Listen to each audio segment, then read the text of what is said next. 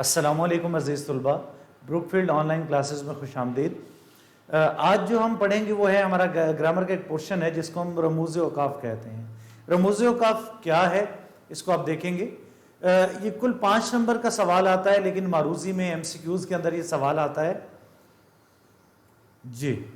رموز اوقاف انگریزی میں اس کو کہتے ہیں پنچویشن، وہ علامتیں اور نشانیاں جن سے معلوم ہوتا ہے کہ عبارت میں کس جگہ اور کس طرح وقف کرنا ہے، یعنی ٹھہراؤ کرنا ہے۔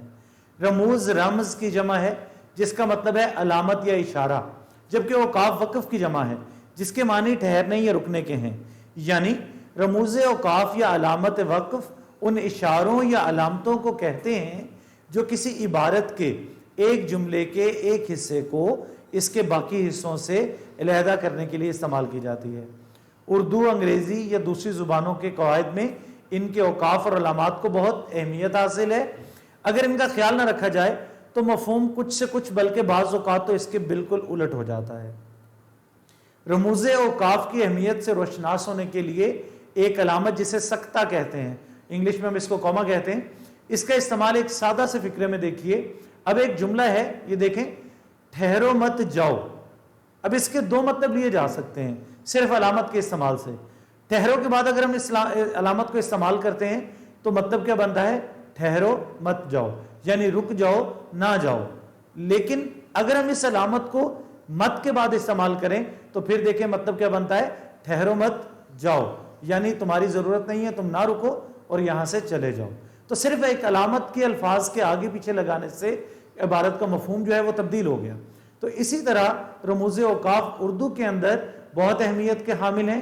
بیٹا ایک چیز ذہن نشین ہم کریں گے، اردو کے اندر یہ علامتیں عربی سے آئی ہیں، تو جتنے بھی یہ الفاظ رموز اوقاف کے ہیں، جتنی بھی علامتیں ہیں، یہ سب کے سب عربی سے ہیں۔ اردو نصاب میں شامل علامتیں اور ان کے نام، ہم اس کو ایک ایک کر کے پڑھیں گے، اس علامت کو اور اس کے کام کو۔ اس کی جو تعریف ہے بیٹا، یہ ہمیں صرف یاد کرنی ہے اپنے علم کے لیے، تاکہ جب کوئی ایم سی کیو آئے تو ہم اس کے مطابق جواب دے سکیں۔ جس طرح فرسٹ ایئر کے اندر مطلع، مقطع، قافیہ، ردیف، یہ تمام چیزیں تھیں، تو ان کی تعریفیں ہم نے صرف اپنے علم کے لیے جو ہے وہ یاد کی تھی تاکہ ہم ایم سی کیو کو آسانی سے حل کر سکیں۔ اس کی تعریف امتحان میں نہیں آتی، لیکن یہ ایم سی کیوز کی صورت میں آتے ہیں۔ پہلا ہے سکتہ یا وقف خفیف، انگریزی میں اس کا نام ہے کوما، اور علامت بیٹا آپ کے سامنے یہ دیکھیں، ہرے رنگ کے اندر لگائی ہوئی ہے یہ علامت جی۔ اب اس کی تعریف کی جانب آئیں گے۔ انگریزی میں اس علامت کا نام کوما ہے۔ یہ علامت سب سے کم ٹھہراؤ کے لیے استعمال ہوتی ہے۔ اس کا استعمال بے حد ضروری ہے۔ اس کا بڑا فائدہ یہ ہے کہ عبارت کے ٹکڑے ایک دوسرے سے اس طرح سے نہیں مل پاتے کہ عبارت کا مفہوم غلط ہو جائے۔ جب ایک جیسے الفاظ یکجا ہو جائیں اور آخری جوڑے کے درمیان اور کا لفظ آئے تو اس علامت کو استعمال کرتے ہیں۔ اب امتحان میں اس کا سوال کس طرح سے آئے گا؟ مثلاً پوچھا جائے گا کہ اردو میں سب سے کم ٹھہراؤ کی علامت کون سی ہے، تو ہمیں پتا ہے کہ سکتہ ہے۔ اس کی مثال دیکھیں، یہاں پر 3 نام تھے، ان کے درمیان میں ہم نے اس کو استعمال کیا۔ ریحان، نعمان، احمد اور اکمل بازار گئے۔ آخری 2 ناموں کے درمیان اور کا لفظ آ گیا، اور ریحان، نعمان، ان کے بعد ہم نے اس علامت کو استعمال کیا ان ناموں کو الگ کرنے کے لیے۔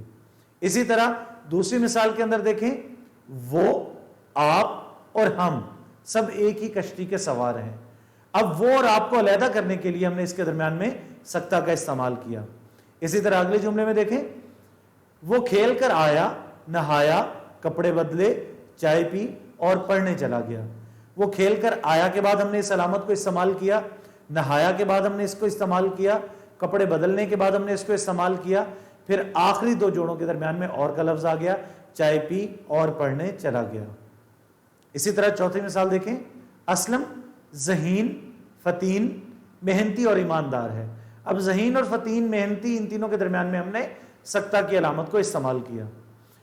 اسی طرح 5ویں مثال دیکھیں، لاہور، کراچی، کوئٹہ، اسلام آباد، راولپنڈی اور ملتان پاکستان کے شہر ہیں۔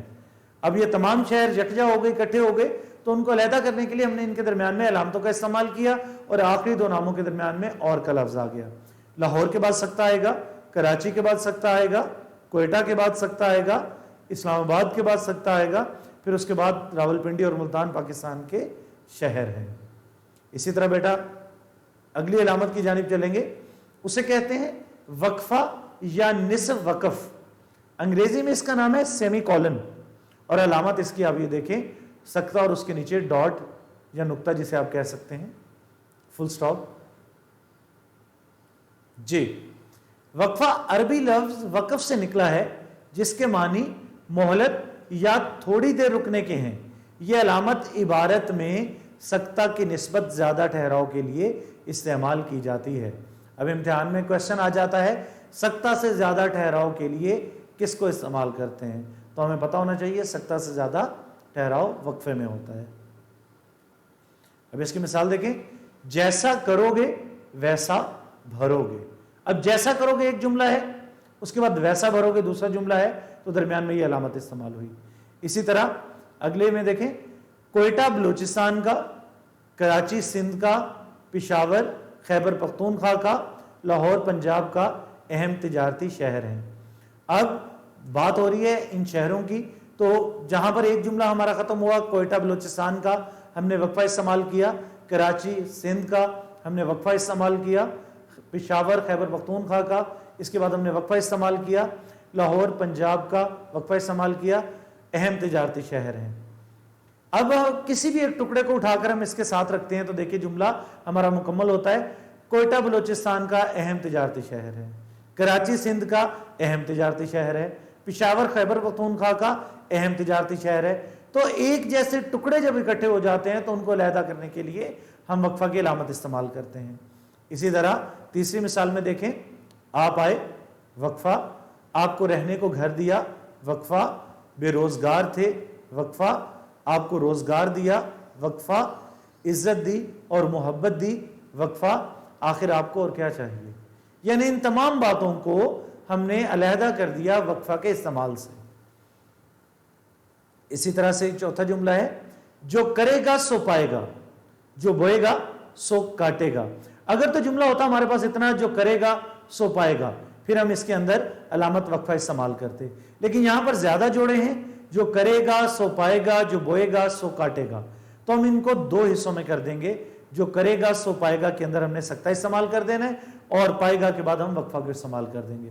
यानी दो जुमले अलग अलग हो गए, जो करेगा सो पाएगा एक जुमला, और जो बोएगा सो काटेगा दूसरा जुमला, और दोनों के दरमियान में हमने वक्फा की अलामत को इस्तेमाल किया। इसी तरह पांचवी मिसाल को देखेंगे, मुझको बात बढ़ाना मंजूर ना था इसलिए खामोश रहा, वरना ईंट का जवाब पत्थर से भी दे सकता था। अब यहां पर दो टुकड़े हमने अलग कर दिए, मुझको बात बढ़ाना मंजूर ना था, एक बात पूरी हो गई, वक्फे का इस्तेमाल किया इसलिए खामोश रहा, दूसरी बात खत्म हो गई, वक्फे का इस्तेमाल किया, और फिर अगला जुमला, वरना ईंट का जवाब पत्थर से दे सकता था। इसी तरह अगली अलामत की जानिब चलेंगे, राबता या वक्फे लाजिम। अब इम्तिहान में एमसीक्यू किस तरह आ जाता है, वक्फे लाजिम का दूसरा नाम क्या है, राबता है। राबता कहां पर इस्तेमाल होता है, राबता की अलामत क्या है, या वक्फा से ज्यादा ठहराव की अलामत कौन सी है। और जिस तरह हमने पीछे वक्फा पढ़ा तो सवाल यूं भी आ सकता है, राबता से कम ठहराव की अलामत कौन सी है। तो उसके लिए जब हमारा ये क्वेश्चन खत्म होगा, आखिर में एक बहुत आसान सा तरीका जो है आपको बताऊंगा, जिसके जरिए आपके लिए ये जानना बहुत आसान हो जाएगा कि कौन सी अलामत छोटी है और कौन सी उससे बड़ी है और कौन सी उससे बड़ी है। तो अंग्रेजी नाम इसका है कॉलन, अलामत इसकी 2 डॉट्स जो हमने लगाए हुए हैं। जी, तारीफ, राबता अरबी लफ्ज रबत से निकला है जिसके मानी मेल जोल या ताल्लुक के हैं। किसी का कौल, इक्तबास या शेर की तशरीह, मिसालों, लफ्जों के मानी लिखते हुए शेर या मिसरे का हवाला देने से पहले इसे इस्तेमाल किया जाता है। यह अलामत इबारत में वक्फे की निस्बत ज्यादा ठहराव के लिए इस्तेमाल होती है। जी, अब इसकी मिसालें देखेंगे बेटा। सबसे पहले, कायदे आज़म ने फरमाया। अब फरमाया के बाद हमने इस अलामत को इस्तेमाल किया, काम काम और काम। इसी तरह जब हम कहीं लिखते हैं शायर ने क्या खूब कहा है, उसके बाद हम इस अलामत को इस्तेमाल करते हैं। इसी तरह हमने कहा सच है, इत्तफाक में बरकत है, ہم نے اس علامت کو استعمال کیا. اسی طرح جب ہم لکھتے ہیں ارشاد نبوی ہے بقول شاعر یا اس طرح کا کوئی بھی لفظ استعمال کرتے ہیں تو پھر ہم اس کو استعمال کر اس علامت کو لاتے ہیں. اسی طرح قرآن کریم میں اللہ تعالیٰ فرماتے ہیں اس کے بعد ہم اس علامت کو استعمال کرتے ہیں. جی اس کے بعد اگلی علامت ہے تفصیلیہ. انگریزی میں اس کا نام ہے سائن آف ایکسپلینیشن. یہاں پر بیٹا تھوڑی سی ترتیب غلط ہو گئی, لکھا غلط گیا ہے, سائن آف ایکسپلینیشن ہے لفظ. علامت جو ہے یہاں پر تفصیلیہ کی ہے, 2 ڈاٹس اور اس کے آگے ختمہ یعنی ڈیش. جی تفصیلیہ عربی لفظ تفصیل سے نکلا ہے جس کے معنی وضاحت کرنا کے ہیں. یہ علامت کسی بات کی تفصیل یا وضاحت کرنے کے لیے استعمال کی جاتی ہے. اس سے پہلے عموماً دال ذیل, حسب ذیل یا مندرجہ ذیل جیسے الفاظ استعمال ہوتے ہیں. جب بھی ہم کوئی لسٹ بناتے ہیں تو اس کے پہلے ہم اس علامت کو استعمال کرتے ہیں. مثلاً فرسٹ ایئر کے اندر آپ نے ایک درخواست لکھی تھی جس میں آپ نے کہا کہ درج ذیل وجوہات کی بنا پر میری فیس معاف کی جائے یا میرے قوائف جو ہیں وہ درج ذیل ہیں. اس کے بعد ہم نے اس علامت کو استعمال کیا تھا. جی مثالیں دیکھیں. پاکستان کے اہم شہروں کے نام درج ذیل ہیں, یعنی اس کے نیچے لسٹ بنے گی تو ہم اس علامت کو استعمال کریں گے. پاکستان کے بڑے شہر یہ ہیں کراچی, لاہور, اسلام آباد اور پشاور.